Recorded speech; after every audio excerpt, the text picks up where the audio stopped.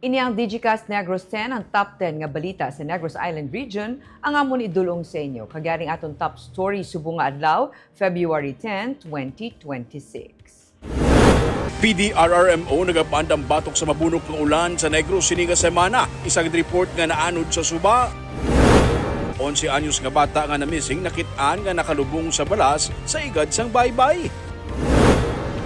Old Sagay, bantayan nga rota sang passenger ferry, pagasuguran. Mga tulaan sang 8 katuig nga bata nga na-missing pag Bagyo Tino nasapuan sa banwa sang Isabela. Kag sa good vibes, masako ng preparasyon para sa Bacolao Jet Festival 2026. Inatanan sa Digicast Negros X.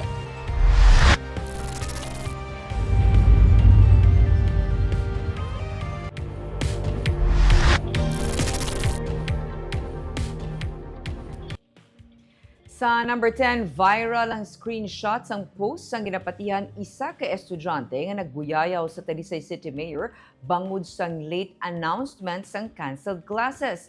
Madasig nga ginpasapasahan sa social media ang post sang isa ka ginasiling estudyante nga nagabuyayaw sa alkalde sang Talisay City nga si Rowena Lazares bangod para sa iya ulihin na nagsuspende sang klase ang alkalde. Pathag sang campus ng alkalde, 6:23 na sa napaidalom sa orange rainfall warning ang Negros Occidental. Kag sa idalom sang DepEd order nga kun orange o kun red rainfall warning, suspendido na ang klase hasta grade 12 kag ALS. Hindi lang sa Talisay nagreklamo ang mga netizen bangod sang late announcement. Bisan sa Bacolod kag iban nga LGU, nagreklamo ang netizens kay ara na sa eskwelahan ang mga estudyante sang nahimo ang announcement. Si Anay Mayor ni Lizares sang Talisay City nga mister ni Mayor Rowena ang nagpost man sa iya account sa mga tinaga nga watch your mouth. Inactive na sa karon ang account sang amo nga persona.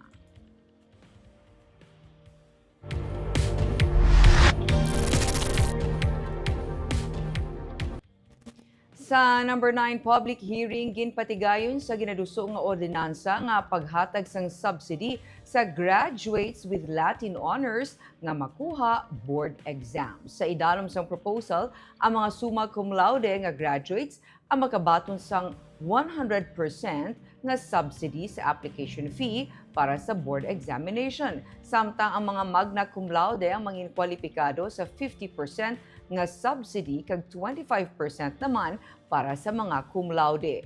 Ang ginaduso nga ordinansa gin-author ni Councilor Jason Villarosa. Tuyo sini nga magbulig kag maghatag sang incentives sa mga high-performing nga graduates agud mapahagan-hagan ang gasto sa ila pagkuha sang licensure examinations. Padayon ang pagtipon sang opinyon kag suhestyon sang publiko antes ini talakayon pa sa masunod nga mga sesyon sang konseho. Myself will be personally going to the mayor para i-request na ipa-include yun no kay syempre this will be a big help para sa aton nga mga students will be taking up the board examination.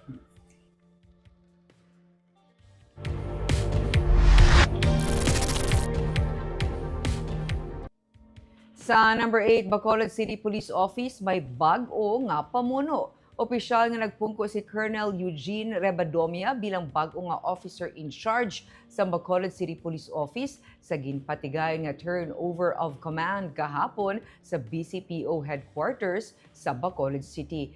Ginbusla ni Rebadomia si outgoing City Director Colonel Joresti Coronica matapos ang iya isa ka tuig kag 6 ka bulan nga tenure bilang pamuno sang BCPO. Nagpasalamat si Coronica sa tanan nga personnel sang BCPO sa ila pagsuporta kag dedikasyon kag sa tanan nga nagsalig kag naghatag sa iya sang oportunidad nga makaserbisyo bilang Police City Director sang Bacolod.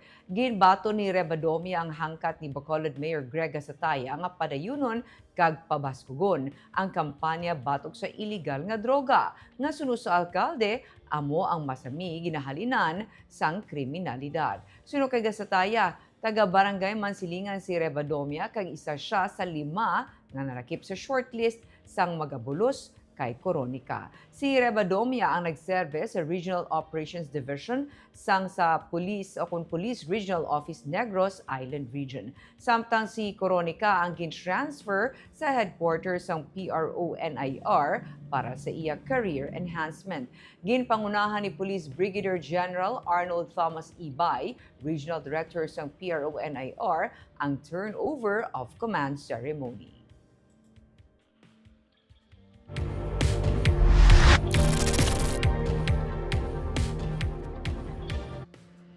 Sa number 7, pagpatay sa 65 anyos nga lola ginako sang NPA. Sa statement nga ginpagwa ni Ka Andrea Guerrero, ang spokesperson sang Armando Sumayang Junior Command, New People's Army, ilagin siling nga ginapanaugan sang silot nga kamatayon si alias Nora, 65 anyos, sa Barangay Tapi sa Cabancanan City sa nagligid nga semana. Dugang pa niya, isa ka team sang Armando Sumayang Junior Command ng NPA ang nagsulong sa balay sang biktima bangod sunod sa armado nga grupo, intel assets sang military ang biktima. Siya ang ginatudlo nga nag-report sa Army sa presensya sang kaupdanan sa mga rebelde nga nagresulta sa isa ka engkwentro sa 2025 kung sa diin 7 ka mga katapos ng rebelde ang nagkalamatay.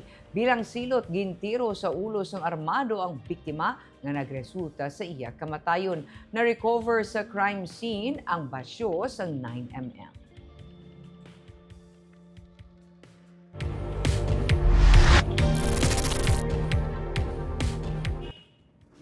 Sa number 6, nagapabilin nga maayo ang presyo sa baklanay sang humay. Pero hindi naman madula sa mga rice farmers ang kabalaka nga base liwat magtay og ang presyo karon nga na-lift na ang ban sa importation sang bugas. Ginsiling ni Pedro Limpangog, ang presidente ng Federation of Irrigators Association of Central Negros Bago River Irrigation System o Confiasin-Breeze, nagapabilin sa 20 pesos per kilo ang baklanay sang humay.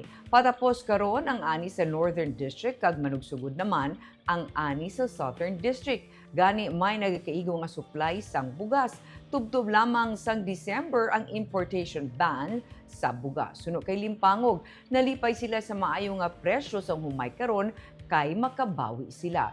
Pero hindi malikawan ang ilaman kabalaka nga basi masulit sadto ang pagbarato sa baklanay sa humay nga nangin mabudlay para sa ila nga makabawi sa ila nga gingasto. Ang Department of Agriculture ang nagporma sang technical working group para mag-oversee sang rice importation kag sa pagpasiguro nga mapabilin ang stable nga supply kag presyo sang bugas sa merkado. Target sini amo nga ang actual nga rice import volume ang makahatag sang alibyo sa retail prices pero hindi naman mag-apekto sang supply nga gikan sa mga local producers.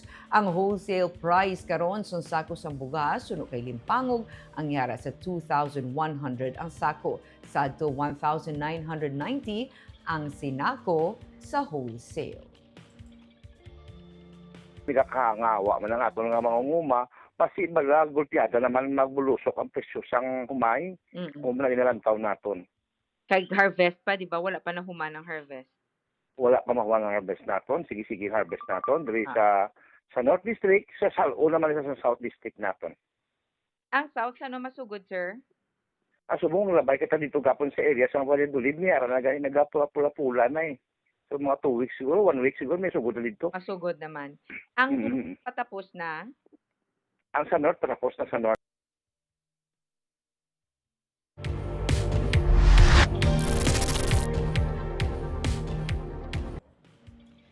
Sa number 5, Old Sagay bantayan nga ruta sang passenger ferry matabo na. Ginpakigabahi ni Mayor Leo Rafael Bebo Cuevas ng Sagay City ang resulta sa iya pagsapol sa mga opisyal sa Barangay Old Sagay kung sa diin isa sa mga gintalakay nila amo ang pagsugod sang Sagay Bantayan Passenger Ferry Route nga plano kuntani maka-dry run sa labing madali nga panahon.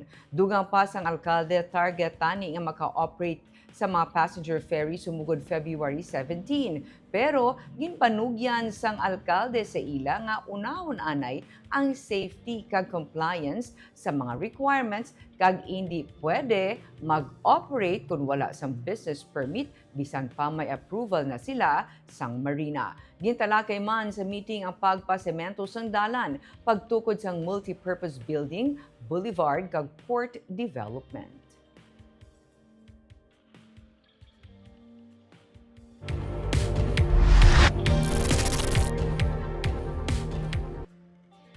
Sa number 4, Silay City Mayor Judith Gallego ang nagapanawagan sa may ihibalo o kung saksi sa natabo nga paglampos bato sa mag-utod nga mga menor de edad sa barangay E. Lopez sa Silay City kung sa diin isa ang nagtaliwan. Sunod kay Gallego, padayon ang pagpanawagan para sa saksi.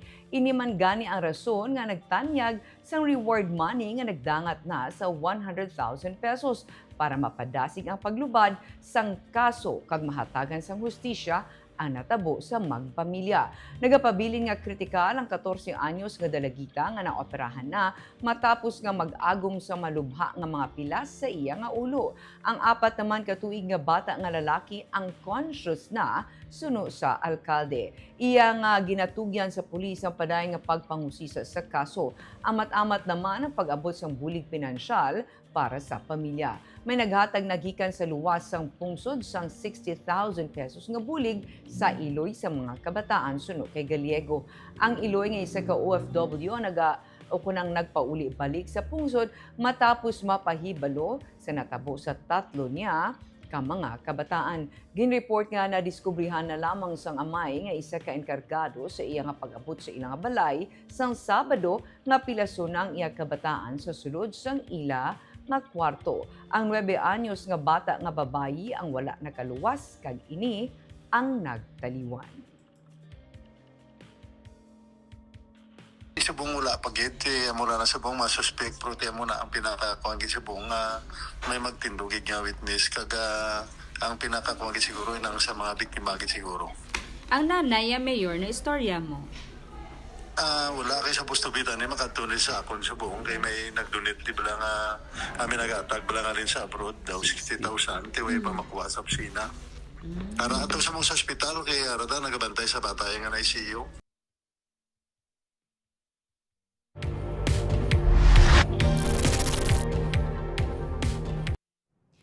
Sa number 3, mga tulaan sang 8 anyos nga bata nga na-missing pagbagyo Tino na sapwan sa Isabela. Nasapuan kainis ang aga sa katubuhan sa Banwas ng Isabela ang mga tulaan sang 8 anyos nga bata nga babayi nga na-missing matapos ginanod sang baha nga dala sang Bagyo Tino sa atong Nobyembre 4 sa nagligid nga tuig. Suno kay Police Major Joseph Partidas, ang hepe sang Isabela PNP, ang mga tulaan sang bata ang nadiskubrihan sa mga pumuluyo kag manugtapas sang tubo sa Hacienda Alicia, Barangay 5 sa Isabela. Positibo nga ginkilala sang lola kag tiya ang bata paagi sa iya bayo kag pulseras. Ang biktima nga isa ka grade 3 pupil ang taga Hacienda Cristita sa Isabela. Gi-turn over na ang mga tulaan sang bata sa iya pamilya.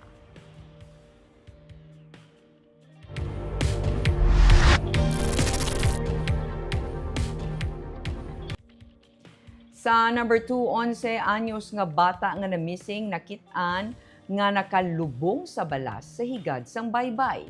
Isa nakabangkayong 11 anyos nga bata nga lalaki sang siya nasapuan nga nakalubong sa balas sa higad sang baybay sa Purokwan, Barangay Tiling sa Banwas sang Kawayan, Lunes sang hapon. Ginsiling ni Lieutenant Colonel Norberto Barniso, ang hepe sang Kawayan PNP, nagpadulong ang iloy sang biktima sa police station sadtong Domingo sang udto, bangod wala makapauli ang iya bata. Nagpangayo man sang bulig ang mga himata sa pila ka mga media outlets agud makabulig sa pagpangita sa bata. Sang Lunes sang hapon, ginkadtuan sang tiya ang lugar sa higad sang baybay kundiin masami nga nagahampang ang bata kag nagapalubong sa balas.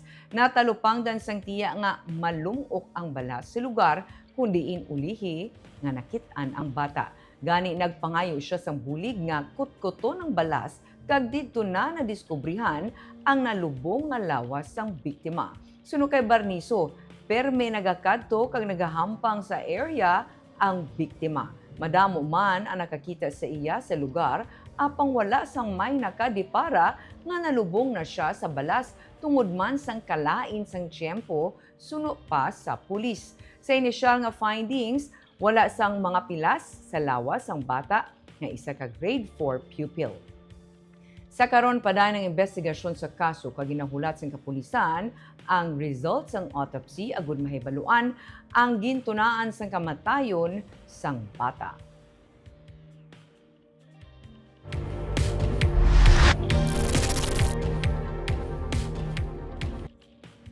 Kag sa number 1, paabuton nga mangin maulanon ang bilog nga semana sa Negros Occidental. Kay nasang aga, 22 ka mga banwa kag syudad sa probinsya lakip ng Bacolod City ang nagsuspend sang klase bangod sang orange rainfall warning o kung ginapaabot mabunok nga ulan. Ang Victoria City nag-announce ang cancellation sang klase sa tanan nga level buwas Pebrero 11. Pathag ni Irene Bell Plotenia, ang pamuno sa Provincial Disaster Risk Reduction Management Office, light to moderate to heavy rains ang nagtupa sa nagkalain-lain nga bahin sa Negros Occidental kaina.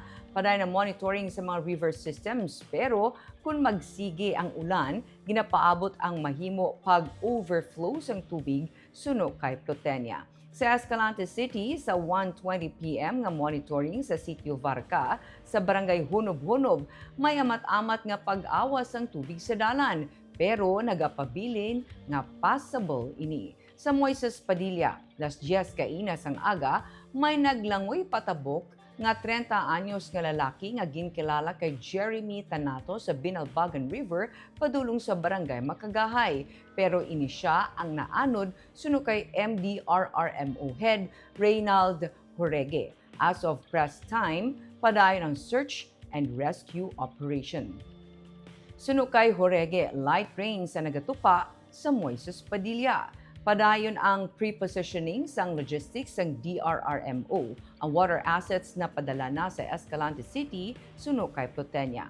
Sakop sa orange tubtub red rainfall warning ang Negros Occidental. Suno kay Plotenia, sininga semana, maulanon ang panahon dala sang shear line, kasubuman ginapaabot ang full blast sang amihan. Yara na sa tag sa local chief executive ang pagpatuman sang preemptive evacuation kung ginakinahanglan sang sitwasyon.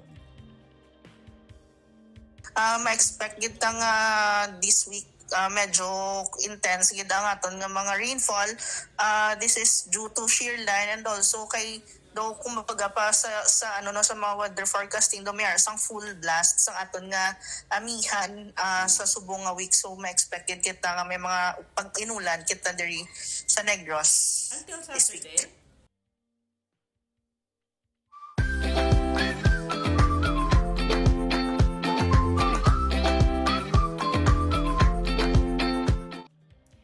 Sa Good Vibes, masako ng preparasyon para sa Bacolod Festival 2026. Ginanunsyo ni Councilor Jason Villarosa, ang chairman ng Committee on Tourism, nga sumugod Pebrero 15 magaplastar na sa mga kiosko ang organizers pero hindi na sa Lacson Street. Ang Bacolod City Government Center ang mingin venue sang Bacolod Festival 2026 suno sa konsehal. Suno pa sa iya, bisan pa nga sa Pebrero 17 ang celebrations ng Chinese New Year, ang Bacolod Festival gin-schedule sa February 20, 21 kag 22. Naghatag ang Bacolod City LGU sang 5 million pesos nga subsidy para sa sini nga kahibatan nga ginakabig isa sa mga major nga cultural events sa syudad. Kay bangod as mentioned by Sir John Stephen C, ang budget medyo tipit, no, so limited lang gid ang budget nila, so that is why they opted nga diri na lang sa Bacolod City Government Center. Kita naga-shout out sa ating mga live viewers kay John Randolph Rubin. Good afternoon. Happy watching to Amber in Kuwait. Hi Amber, watching here from Las Villas de Hervias. Kay Maricon Gamboa Hayashi, good evening Miss Barbara and Digicast. Shout out kay Nang Mirna Gamboa. Happy birthday. Happy birthday, ma'am. Hi kay Richard Caballero. Jessery Garucha Hevero, maulanon nga hapon, Ma'am Barbara, God bless everyone.